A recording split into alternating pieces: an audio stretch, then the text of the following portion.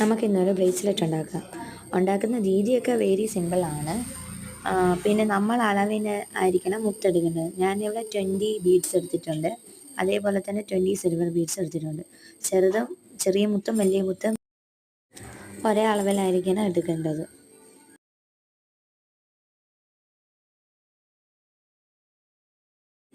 സാധാ റിബൺ കെട്ടുന്ന പോലെ കെട്ടിയാൽ മതി ഫസ്റ്റ് ടൈം. അത് ഒരു പ്രാവശ്യമല്ലേ നമ്മൾ അകത്തൂടെ എടുക്കുക. ഇതിനകത്തൂടെ 2 പ്രാവശ്യം എടുക്കണം. എന്നിട്ട് നല്ല വൃത്തിയിൽ ടൈറ്റ് ചെയ്യണം.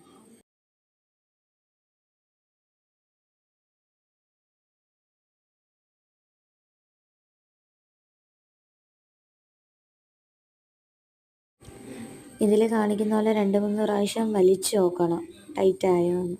എന്നിട്ട് വെട്ടാവും, അല്ലെങ്കിൽ നമ്മൾ ചിലപ്പോൾ കയ്യിലിടുമ്പോൾ കെട്ടഴിഞ്ഞ് ഇളകി വരും.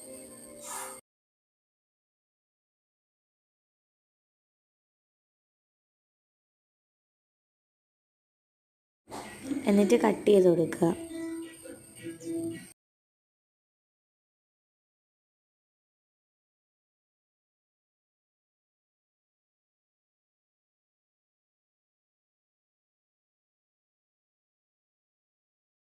അപ്പോൾ നമ്മളെ ബ്രേസ്ലെറ്റ് റെഡിയായി. ഇഷ്ടമായവർ ലൈക്ക് ചെയ്യുക, ഷെയർ ചെയ്യുക, സബ്സ്ക്രൈബ് ചെയ്യുക.